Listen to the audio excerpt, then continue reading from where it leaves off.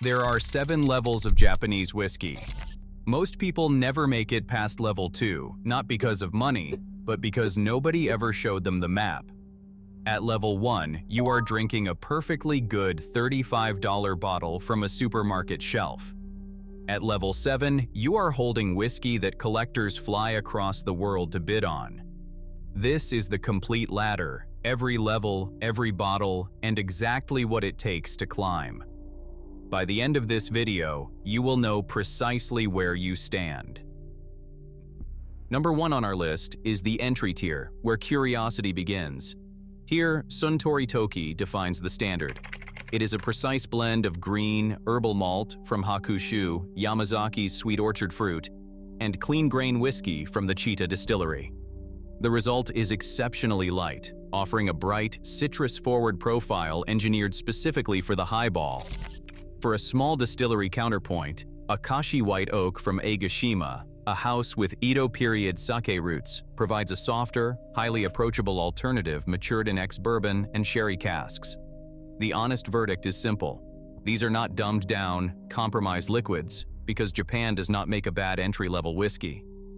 But there is a moment when smooth stops being enough. That is when you are ready for level 2. In second place, level 2 is where taste develops an opinion. While Suntory Kakubin remains Japan's everyday highball king and a domestic cultural icon, other craft distilleries offer serious complexity here. Mars EY Tradition, an underdog expression from the high-altitude Shinshu distillery in Nagano, delivers soft sherry cask sweetness with notes of dried fruit. But Nikka from the barrel completely anchors this level. Bottled at a powerful 51.4% alcohol by volume, this legendary malt and grain blend delivers a dense, structured cask-strength profile. The verdict is blunt. This is the single best value in all of Japanese whiskey. If you buy only one bottle, it should be this one, which easily punches 2 levels above its price. Level 2 is where most drinkers settle. Level 3 is where enthusiasts begin. Third on our list, level 3 is where you stop drinking blends and start drinking places. The journey ventures into the high-altitude forests of the southern Japanese Alps, where Hakushu 12-year-old captures its alpine terroir through a crisp, herbal, and gently smoky profile. Its sibling, Yamazaki 12-year-old, stands as the country's pioneer single malt, layering the palate with rich honey, soft baking spices, and bright orchard fruit. Both expressions owe their distinct character to Mizu Nara, a native Japanese oak that requires 2 centuries of growth before harvest, imparting rare, aromatic notes of temple incense and sandalwood. For those who appreciate composition, Hibiki Japanese Harmony showcases the peak of Japanese blending, marrying spirits aged in 5 distinct cask types within a 24-facet bottle that honors the traditional micro-seasons of the lunar calendar. At level 3, you know the names. At level 4, you know the stories behind them. Number 4 on our list, level 4 is the student of craft, where you stop just tasting whiskey and start reading it.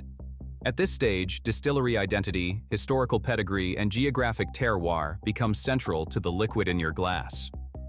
Take Nikka Taketsuru Pure Malt, a richly layered expression named in honor of Masataka Taketsuru, who apprenticed in Scotland in 1918 before returning home to establish the Piri Yoichi distillery in the cold Hokkaido wilderness in 1934. Yoichi's single malt itself carries a monumental legacy. Its legendary 10-year-old single cask expression shook the industry in 2001 by winning the Best of the Best award, cementing Japan's standing on the world stage. Alongside these historic heavyweights, Fuji Single Grain introduces a striking modern silhouette, employing specialized grain distillation at Kirin's pristine facility at the foot of Mount Fuji. The honest verdict is that level 4 represents the ultimate sweet spot, the single best quality-to-price ratio in the entire category before secondary market hype distorts the value of everything above it. Above this line, you stop paying for whiskey. You start paying for scarcity. Fifth on our list, level 5 is where patience becomes the ingredient. At this point on the ladder, age, international awards, and acute shortages merge into a single, formidable price tag. Yamazaki 18 offers a dense sherry cask profile of dried fruit and autumn oak, making it a highly prized acquisition for auction houses and anniversary dinners. Beside it, Hibiki 21 reigns as a repeatedly named best blended whiskey in the world, carrying the weight of massive global acclaim. Yet, the real driver of this level is extreme scarcity pressure. Following the post-2000s awards boom, worldwide demand completely emptied mature warehouses. This forced Suntory's dramatic 2015 removal of age statements on beloved bottles like Hibiki 17 and Hakushu 12 because aged stock simply ran out. The resulting price inflation is staggering. Bottles that cost $60 in 2010 now routinely trade for $400 to $2,000 on the active secondary market. The honest verdict is that these are genuinely great whiskeys, but not every extra dollar buys more flavor. A significant part of the premium now pays for the story, the historical scarcity, and the chase rather than the liquid itself. Level 5 is expensive. Level 6 is exclusive. Sixth on our list, Level 6 is the domain of the hunter. Here, standard retail logic completely breaks down, and acquiring a bottle becomes a test of absolute dedication. Ichiro's Malt, produced at the Chichibu distillery, represents the peak of cult craft distilling in Japan.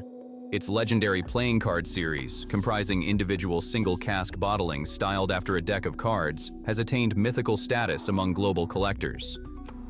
At the prestige end, Yamazaki 25 represents a state of chronic shortage, where global demand outpaces annual release numbers by a massive margin. Then there are the Hanyu bottlings, sourced from a silent ghost distillery that ceased production in 2000, meaning every cork pulled represents a permanent, irreversible reduction of the world's remaining supply.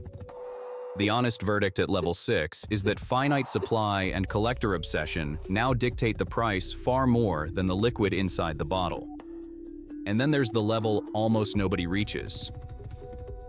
Seventh on our list, Level 7 is the collector's summit, where taste is no longer the main pricing mechanism. Surviving history is. At this ultimate peak, liquid is treated as an irreplaceable historical artifact. The legendary Ichiro's Malt card series, a complete 54-bottle set sourced from the shuttered Hanyu distillery, represents a monument of cult status that fetched approximately $1.5 million at auction in 2020. Beside it, the ultra-prestige Yamazaki 55-year-old pushes scarcity to its absolute limit, with Suntory releasing only 100 bottles through a highly controlled domestic lottery, now driving secondary market resale prices well over $600,000. Karuizawa completes this legendary summit as the ultimate ghost distillery. Its stills were permanently extinguished in 2000 before the site was demolished, leaving its remaining casks as some of the most sought-after and valuable spirits on Earth. The honest verdict is that nobody needs Level 7, but these bottles proved Japanese whiskey belongs beside the greatest spirits ever made. Subscribe to explore the world of rare spirits. Across all 7 levels, one truth remains. Luxury is driven by scarcity, but mastery lives in the liquid. The real art of Japanese whiskey isn't found at auctions, but in the glass. Subscribe for more documentaries.